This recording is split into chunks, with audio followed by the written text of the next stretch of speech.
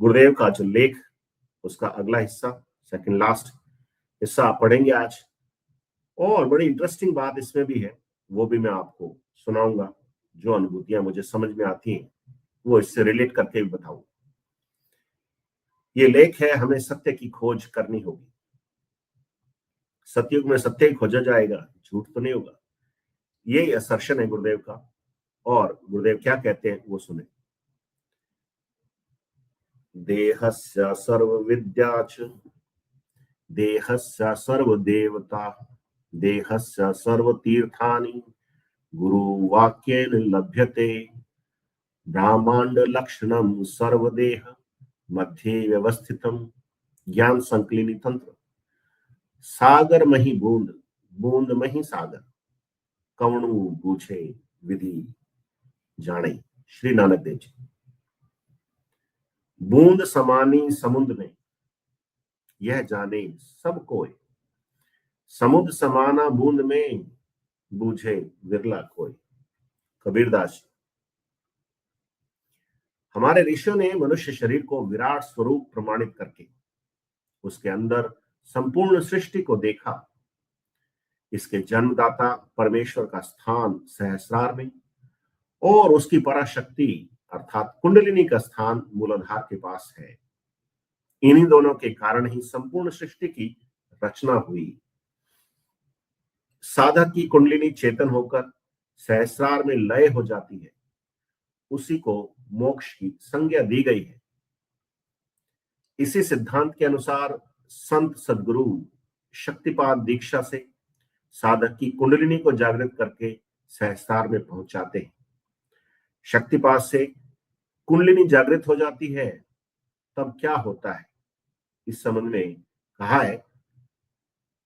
सुप्त गुरु प्रसादेन यदा जागृति कुंडलिनी तदा सर्वाणी पद्मानी भिद्यन्ते ग्रंथियो अपीच स्वात्माराम हठयोक्त दीपिका। जब गुरु कृपा से सुप्त कुंडलिनी जागृत हो जाती है, तब सभी चक्रों और ग्रंथियों का भेदन होता है। जागृत हुई कुंडलिनी सुषुम्ना नाड़ी में से होकर ऊर्ध्व गमन करने लगती है। यह 6 चक्रों मूलाधार, स्वाधिष्ठान, मणिपुर, अनाहत, विशुद्ध एवं आज्ञा चक्र और तीनों ग्रंथियों ब्रह्म ग्रंथि, विष्णु ग्रंथि एवं रुद्र ग्रंथि का भेदन करती है और अंत में समाधि स्थिति, जो कि समत्व बोध की स्थिति है, प्राप्त करा देती है। परंतु विश्व का कोई भी दर्शन क्रियात्मक ढंग से मोक्ष प्राप्ति का पथ प्रदर्शित नहीं करता। यह अद्वितीय दिव्य ज्ञान तो मात्र सनातन धर्म वेदांत दर्शन की ही देन है। विश्व के बाकी धर्म बौद्धिक तर्क एवं शब्दजाल के जंजाल में फंसाकर ईश्वर की सत्ता का आभास दिलाने का प्रयास मात्र करते हैं। वे कोई प्रमाण नहीं दे सकते। दीक्षा प्राप्त किए बिना मनुष्य को उस परम सत्ता की प्रत्यक्षानुभूति हो ही नहीं सकती। इस सिद्धांत को ईसाई दर्शन भी पूर्ण रूप से स्वीकार करता है। गुरु से दीक्षा लेकर यीशु द्विज बना था, इसलिए उसने इजराइलियों के धर्मगुरु निकोदेमुस को कहा, मैं तुझसे सच सच कहता हूं, यदि कोई नए सिरे से न जन्मे तो परमेश्वर का राज्य देख नहीं सकता। परंतु उस समय के धर्मांध और क्रूर धर्म गुरुओं ने उस निर्दोष संत का वध मात्र इसलिए करवा दिया कि उनके पापों का भेद खुल न जाए। ईश्वर ने जो पथ प्रदर्शक यहूदियों को दिया, उसे उन्होंने स्वीकार नहीं किया। इस प्रकार वे गहन अंधकार में फंसे रहे। जब यीशु ने देखा कि इन लोगों में किसी प्रकार का सुधार आने की संभावना नहीं है, तब उसे भविष्यवाणी करनी पड़ी कि मैं पिता से प्रार्थना करूंगा और यह तुम्हें एक और सहायक देगा कि वह सर्वदा तुम्हारे साथ रहे। यह बात इतनी गहन है कि आज ईसाई इसका अर्थ ही नहीं समझते हैं। जिस सहायक के भेजने की बात कही गई है, वह सर्वसिद्ध होगा और वह शक्तिपात दीक्षा से उनकी कुंडलिनी जागृत करके उन्हें आत्म साक्षात्कार करवाएगा। इस प्रकार सर्वदा साथ रहने की बात सत्य प्रमाणित होगी। उसने स्वर्ग जाने से पहले अर्थात मृत्यु के बाद 40वें दिन अपने शिष्यों से मिलकर उन्हें आशा दी, यरूशलेम को न छोड़ो, परंतु पिता की उस प्रतिज्ञा के पूरा होने की बात जोहते रहो, जिसकी चर्चा तुम मुझसे सुन चुके हो। क्योंकि जॉन ने तो पानी में बपतिस्मा दिया है, परंतु थोड़े दिनों बाद तुम पवित्र आत्मा से में बपतिस्मा पाओ। तो ये उस लेख का एक हिस्सा है, बड़ा इंटरेस्टिंग है बहुत ही।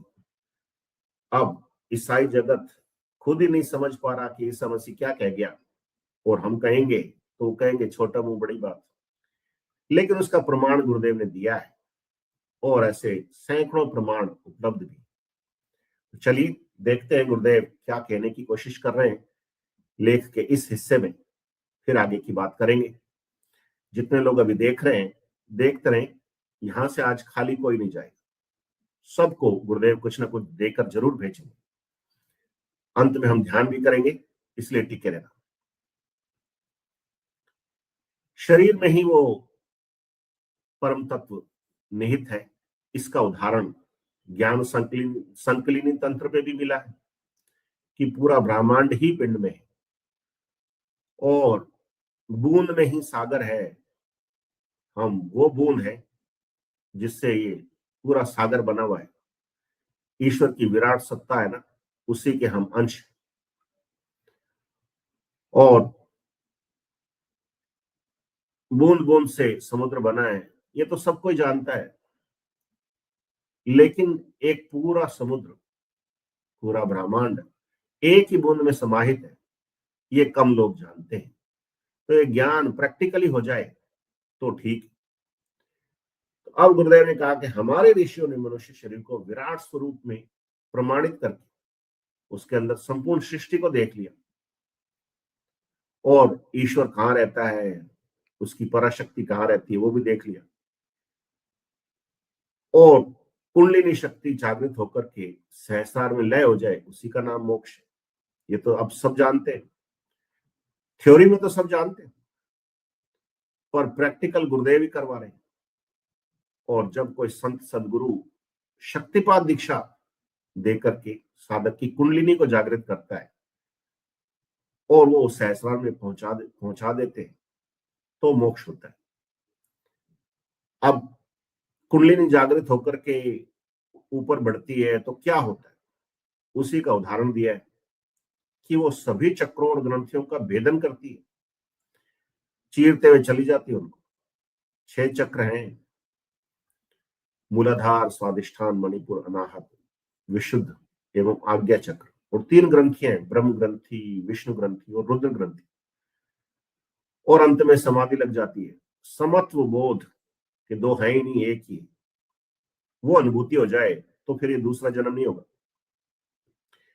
अब गुरुदेव की पीड़ा यह है कि जितने भी दर्शन है दुनिया की, फिलोसफीज, धर्म की फिलोसफी कह दो या कोई दूसरी फिलोसफी कह दो, उनमें कोई क्रियात्मक ढंग से प्रैक्टिकल करके नहीं बता रहा है।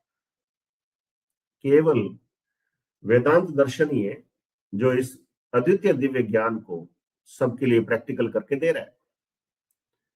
बाकी सारे थ्योरी तो अच्छे से बता देंगे, आप थ्योरेटिकली प्रूव कर देंगे कि हाँ भगवान होता है या भगवान नहीं होता है, और उसका आभास दिलवाने का भी प्रयास कर देंगे, झाड़ फूक भी कर देंगे, डोरे धागे ताबीज भी कर देंगे, लेकिन वो जैसे अपन बात कर रहे हैं वैसे प्रमाणित नहीं कर सकते। ये बात तो केवल सनातन धर्म ही कर सकता है, वैदिक दर्शन से ही संभव है, और योग हुए बगैर ये संभव नहीं है। कुंडलिनी जागृत हुए बगैर योग संभव नहीं, कुंडलिनी मूलाधार में पहुंचे बगैर मोक्ष संभव नहीं है, और उसके बगैर परमात्मा से मिलना संभव नहीं, और ये जीते जी होगा तो ही पार पड़ेगी। अब ईसाई धर्म भी ये मानता है कि हाँ दीक्षा प्राप्त करनी जरूरी है। अगर ईसा मसीह का गुरु उसकी शक्तिपात दीक्षा नहीं करता, वो कहाँ दीक्षित हो क्या है, ये तो अभी रहस्य बना हुआ है। 12 साल की उम्र में घर छोड़ के चला गया, यरूशलेम से चला गया। 30 साल की उम्र में वापस प्रकट हुआ और विदेशी भाषा बोलने लग गया, संस्कृत बोलने लग गया होगा। और फिर 3 ही साल रहा, उसने जो चमत्कार दिखाए उससे वहां की सत्ता, धर्म गुरु सब हिल गए। और 3 साल में उसको बाप रे को सूली पे चढ़ा दिया। अब यहूदियों का एक धर्म गुरु था, मतलब उनकी एक, जैसे होता है एक सिस्टम होता है, धार्मिक नेता था वो एक, उसको फरीसी बोलते। और एक संस्था थी, उसका सदस्य था। वो क्या करता था, रात को मिलने जाता था ईसा मसीह से, डर के मारे कि यहूदी देख नहीं ले, है ना। तो ईसा मसीह ने उसको डांटा एक बार, कह रहा तू धर्म गुरु है, तेरे को खुद को ही नहीं पता कि जब तक कोई नए सिरे से ना जन्मे तो वो परमेश्वर का राज्य देख नहीं सकता। तुम ज्ञान काय का दे रहे हो। तो बेचारा चोरी छुपे मिलने जाता था। वो एक गुप्त शिष्य था, पब्लिक नहीं आया, सामने नहीं आया। सामने आते तो फिर वो यहूदी कहते थे तू तो मतलब हमारे खिलाफ हो गया, ये हो गया, वो हो गया। संकीर्ण सोच होती है कईयों की। इसलिए गुरुदेव भी कहते हैं भी आप जिस धर्म में हो बैठे रहो, कोई दिक्कत नहीं है। परमात्मा ने आपको जिस धर्म में पैदा कर दिया वहीं बैठ करके आराधना कर लो, परमात्मा को प्राप्त कर लो। तो वो उस टाइम था नहीं कार्यक्रम ऐसा। तो निकोडेमस जो भी था, उसको ईसा मसीह ने कहा, यही बात कही है और ये कोट किया गया, बाइबल में कोटेड है ये बात, कि मैं तुमसे सच सच कहता हूं, यदि कोई नए सिरे से न जन्मे तो परमेश्वर का राज्य देख नहीं सकता। अंग्रेजी में जॉन के अध्याय 3 के तीसरे सूत्र में कहा है, except man be born again he cannot see the kingdom of God. ये वक्तव्य है। तो गुरुजी ने अब इस बात को पकड़ लिया कि ये जो बी बोर्न अगेन वाला जो कॉन्सेप्ट है, ये तो वैदिक दर्शन का है। ईसा मसीह कैसे पता चला, ये ईसाई धर्म को कैसे पता चला। तो गुरुदेव से किसी न्यायाधीश ने पूछा, सहकारिता में जज थे वो, तो वो पूछते हैं कि गुरुजी आप अल्टीमेटली चाहते क्या हो। तो उन्होंने कहा कि मैं ईसाइयों से कबूल करवाना चाहता हूँ कि ये वैदिक दर्शन है, जिसको वो ईसाई दर्शन कह रहे हैं ना, वो वैदिक दर्शन की देन है। ये बात थी बस। अब इस निकोडेमस की भी बड़ी इंटरेस्टिंग स्टोरी है, आप कभी पढ़ोगे तो। वो था कि बेचारा एक छुपा हुआ शिष्य था, है ना। और जब वो चढ़ा, ईसा मसीह सूली पे चढ़ा दिया गया। हालांकि ये निकोडेमस बड़ा एक मतलब रेप्यूटेड बंदा था। तो अब उसको सूली पे चढ़ा दिया, उसके बाद जो भी होता है कब्र वब्र का कार्यक्रम होता है, तो ये बेचारा आया मदद करने के लिए। एक यूसुफ नाम का व्यक्ति था, वो धनी था, और उसके साथ मिलकर के इसने 54 पाउंड, मतलब ये हमें ब्रिटेन की करेंसी नहीं, मतलब किलो आधा किलो जैसे होते हैं वैसे एक नाप तो 54 पाउंड का वो, उसमें लोबान और एलोवेरा और ये सब का जो था ना, महंगा सौदा होता है ये, वो बेचारे ने उसके साथ मिलकर के किया ईसा मसीह के लिए। वो तो शरीर तो छोड़ गया, बाद में करते रहे। तो उसका जिक्र कई बार आता है। उसका जिक्र गुरुदेव ने इसीलिए किया यहाँ पे भी, इस लेख में भी, कि वो बेचारा रात में आता मिलने के लिए, फिर भी ईश्वर ने उसके ऊपर कृपा की। अब लॉजिकली बहुत सारे लोग कहते हैं फिर उसके बाद उसका क्या हुआ, उसका और कोई जिक्र क्यों नहीं आता। इस पे तो आप रिसर्च करते रहो, लेकिन वो किसी न किसी दिन यहाँ इसी प्लेटफॉर्म पे भी आ जाएगा, तब बात कर लेंगे। अब धर्मों का तो कार्यक्रम जो है वो तो सब जानते ही हैं। तो उसको बेचारे को वध करवा दिया, सूली पे चढ़ा दिया, इस डर के मारे कि उनकी दुकान के राज खुल नहीं जाए। और जो भगवान ने भेजा था वो कहता था मैं ईश्वर का पुत्र हूं, उसी को मरवा दिया।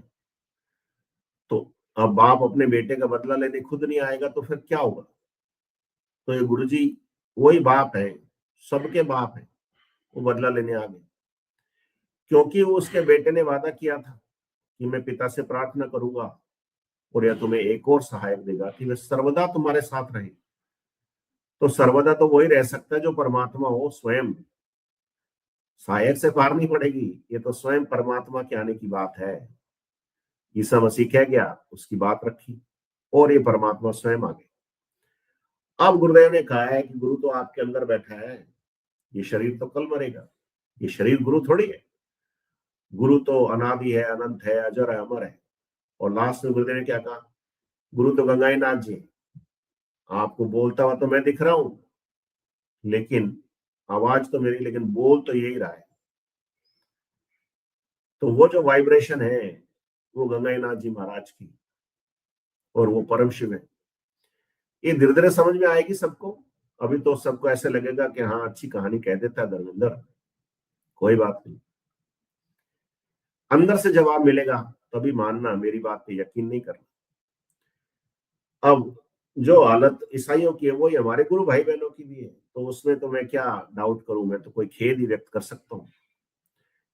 पर ये बात सत्य है कि ये सत्संग है और इसमें सत्य का संग है, और जिस सहायक के भेजने की बात की गई है वो सर्व सिद्ध होगा। इसको प्रमाणित कर दिया गुरुदेव ने। गुरुदेव की तस्वीर का ध्यान करने मात्र से कुंडलिनी जागृत हो जाती है और ईश्वर की प्रत्यक्षानुभूति हो जाती है। और अगर ईश्वर साथ हो गया तो आप ईश्वर के साथ हो गए, फिर अलग नहीं हो सकते। आप सोचो, जिनको गुरुदेव की अनुभूति हो गई, गुरुदेव ने दर्शन दे दिए, बॉडी वाले गुरुदेव ने तो कईयों को दर्शन दिए, अब तस्वीर का ध्यान करने से किसी को दर्शन हो गए, और ध्यान की अवस्था में, स्वप्न की अवस्था में अन्यथा भी गुरुदेव साथ ही हैं, तो आप उससे अलग कैसे हो सकते हो? क्या ये संभव है? वो सर्वदा साथ रहेगा, यही बात प्रमाणित कर दी। अब किसी को पकड़ लाओ, ईसाई को पकड़ लाओ, यहूदी को पकड़ लाओ, किसी को कर लाओ, सबके साथ ऐसे ही हो जाएगा। और उसने वादा किया बेचारे ने कि तुम यरूशलेम को मत छोड़ना, और पिता की उस प्रतिज्ञा के पूरे होने की बाट जोते हुए हो, जिसकी चर्चा तुम मुझसे सुन चुके हो। क्योंकि जॉन ने तो पानी से बपतिस्मा दी थी, थोड़े दिन बाद वो आएगा, वो पवित्र आत्मा में से बपतिस्मा देगा। Baptise with the Holi ghost कहते हैं इसको अंग्रेजी में। तो गुरुदेव की तस्वीर का ध्यान कर लेने का मतलब है कि उस परम आत्मा ने आपके अंदर प्रवेश किया, डिसेंड कर गई वो परम सत्ता आपके अंदर अवतरित हो गई, और आप स्वयं परमात्मा हो, इसका प्रमाण है। फिर भी लोग नहीं मानते हैं कि नहीं गुरुजी अलग है, हम अलग हैं। मानते रहो भाई, मेरे लिए तो गुरुजी अलग नहीं और मैं अलग नहीं हूं, मैं हूं ही नहीं, गुरुजी है बस, जो कुछ है। अब लोग भी, छोटी सोच होती है विचारों की, तो वो कहते हैं देखो ये बैठे बिठाए गुरु बन रहा है। मैं कह रहा हूं हम सब गुरु नहीं बनेंगे तो हमारे गुरुदेव का अपमान होगा। गुरुदेव ने कहा तद्रूप हो जाओगे, आप तो स्वयं परमात्मा हो, फिर इसमें काय का राग द्वेष है, फिर काय की चिंता है? सोचने की बात है, सोचो। जो बुलवा रहे गुरु जी, खुल के बुलवा रहे, मैं तो क्या बोलूं। तो चलिए, आज के लिए इतना ही काफी।